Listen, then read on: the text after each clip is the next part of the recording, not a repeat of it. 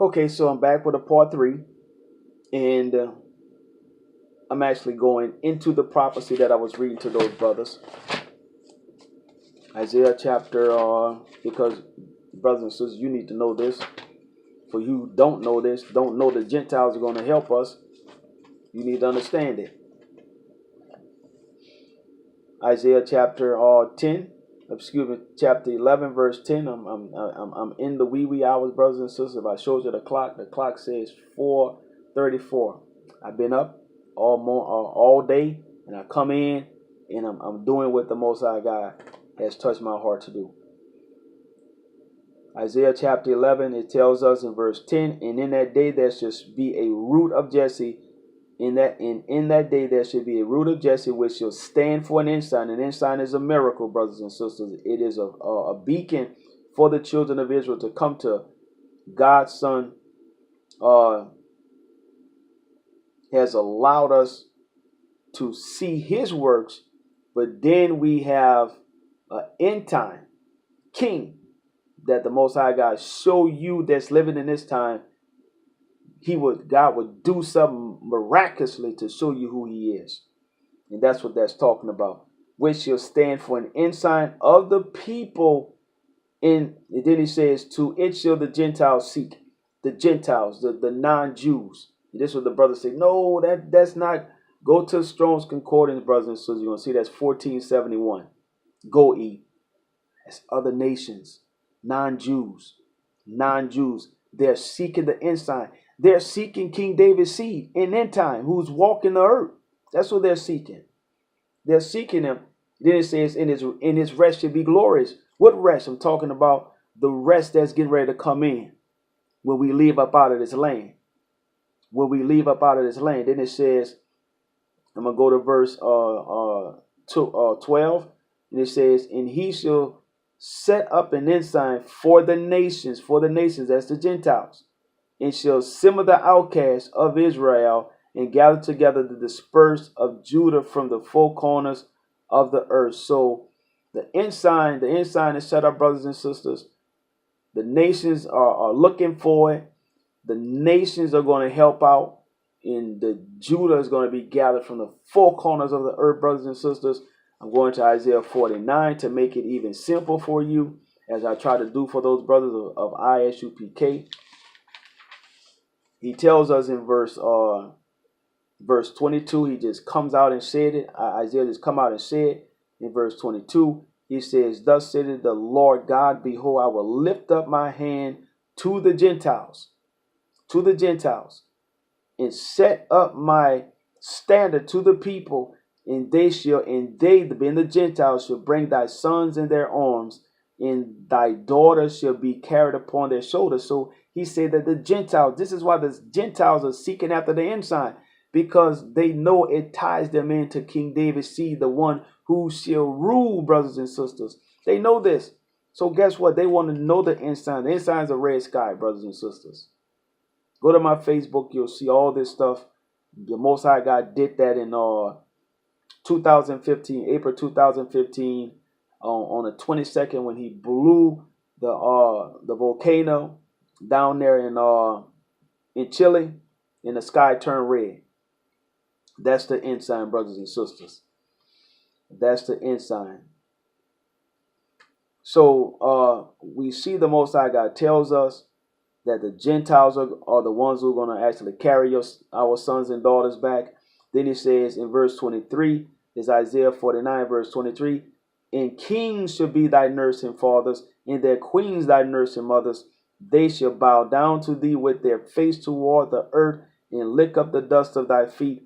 And thou shalt know that I am the Yahweh, for they shall not be ashamed that wait for me. So he shows us that the kings and the queens of these Gentile nations are the ones who are going to get involved to bring in the children of Israel back. I'm going to Isaiah chapter 60 to show you more Gentiles.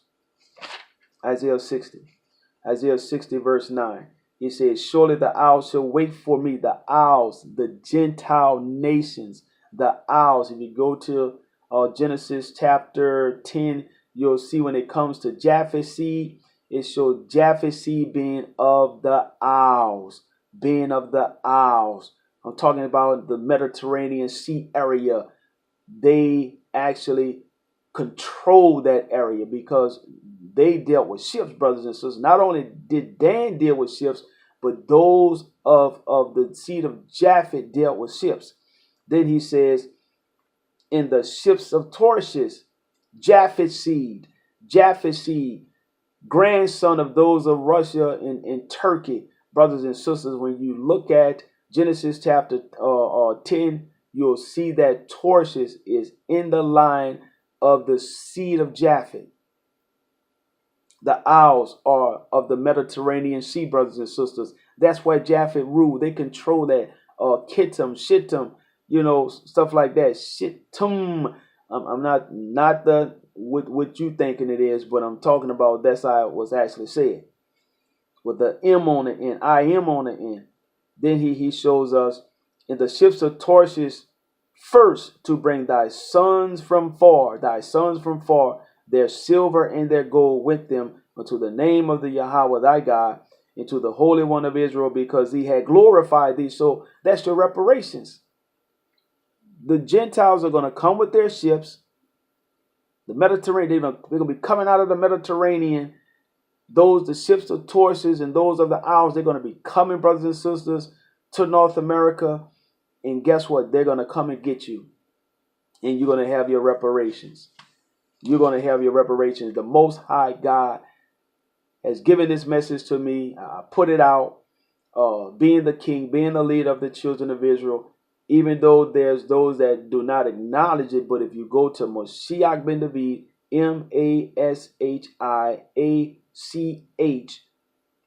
Ben and David, you go on my Facebook page, and if you go to June 11 and listen to the message of the prophecy of Hannah, 1 Samuel chapter 2 verse 1 through 10, and you'll see that I'm showing who I am, because the Most High God had me to read that 3,082-year-old prophecy to the people. Open it up, let them hear it, how he would thunder to show the king, brothers and sisters. So what happens is the Most High God had me to release that prophecy, and the very next day, guess what happened? Louisiana, I have the meteorologist June 12th on my Facebook wall. The meteorologist tell you, look, we didn't know it was coming, we didn't see it, and when it got on top of us, that's when we knew the Most High God sent a storm. Yes, he sent a storm to Louisiana, and they couldn't even pick it up. He came by stealth, brother. You know the stealth jets that they have in the military, how people can't pick them up. That's how the Most High God came the very next day after the prophecy is read. And there's a chart I put up with the lightning strikes, because thunder and lightning go together. And I'm in a video in the rain, me and my wife and kids, and you could hear the thunder. You could see the lightning up the sky the next day, just as Hannah saw. Just as she saw the king, how the king of Israel is actually revealed. Most High God did it that day. Then days after that, and another thing, Baton Rouge flooded. 2 days after that, Baton Rouge flooded. These things are on my Facebook wall for you to see who the king of Israel is. The king of Israel? What you mean, king of Israel? Yahweh Mashiach is the king of Israel. No, he's the high priest. He's the high priest. Isaiah 48, brothers and sisters. Isaiah 48. I'm going to show you where the king is. Isaiah 48, verse 14 through 16. All ye assemble yourselves, being those who don't understand. All ye assemble yourselves and hear, understand, be taught. You're hearing, that means you're being taught. Which among them had declared these things? The Lord, being the Yahweh, had loved him, and he would do his pleasure on Babylon, and his arm should be on the Chaldeans. I, even I, have spoken, yea, I have called him, I have brought him How is he purchased? He's purchased by the blood of Yahweh Mashiach. That's how this person in Babylon who is warring against Babylon, this is how he's actually redeemed. He's redeemed by the blood of Yahweh Mashiach, the high priest. He's purchased. He's purchased. This king, King David's seed is purchased, and he's in Babylon, in North America, warring as the Most High God has shown us. That's why he says, all ye assemble yourselves in here. Which among them had declared these things? How many camps have declared that that King David's seed is right here in North America, in Babylon, warring? God said he purchased them. God said he loved him. You're looking at that seed. You're looking at that seed. The Most High God has been giving me so much information. There's Israelites, brothers, there's camps on my wall and stuff like that, and they're not sharing this with the brothers and sisters because they're trying to take on this thing themselves. He says in verse 15, even I have spoken, yea, I have called him, I have brought him, and he shall make his way prosperous. Come ye near unto me, hear ye this. I have not spoken in secret from the beginning, from the time that I was, there am I, and now the Lord God and his Spirit has sent me. I'm going to let you know, I'm going to show you that this is an Exodus. In verse 20, go ye for the Babylon, flee ye from the Chaldeans.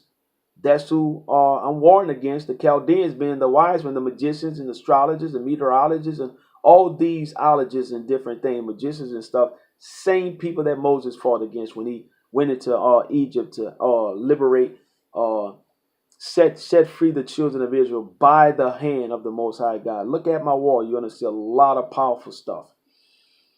He says, flee ye from the Chaldeans with a voice of singing. Declare ye, tell this, utter it even unto the end of the earth. Say ye, the Yahweh have redeemed his servant Jacob, and they thirst not when he led them through the deserts. He caused the waters to flow out of the rock for them. He clave the rock also, and the waters gushed out. There's no peace, said the Yahweh, unto the wicked. So we're actually leaving out of Babylon. How do you leave out of Babylon, brothers and sisters? By the man in Isaiah 48, verse 14, verse through 16. The one that the Most High God has purchased. He has brought with the blood of his son. He's purchased me. He's purchased me. But you brothers have not been talking about it. You have not been sharing it with your followers. All the different camps, you have not been sharing this with your followers, that there's one person that the Most High God is using to actually bring down Babylon. How many of you have heard of this? That the Most High God is using one man to take down Babylon. How many people did it take to take down Egypt? It was 2. Why was it 2? Being representatives of the Most High God, because Moses did not want to speak. He did not want to speak. So Aaron became his mouthpiece. But the Most High God tells us that one person is here. I have loved him. He would do my pleasure upon Babylon. You're looking at King David's seed. You're looking at King David's seed. And for you who don't understand things, go to Zechariah chapter 6, verse 13. You're going to see that the counsel of peace should be between us both. The king of Israel and the high priest. Both of us wear crowns. Go to Leviticus chapter, I believe that's Leviticus chapter 8.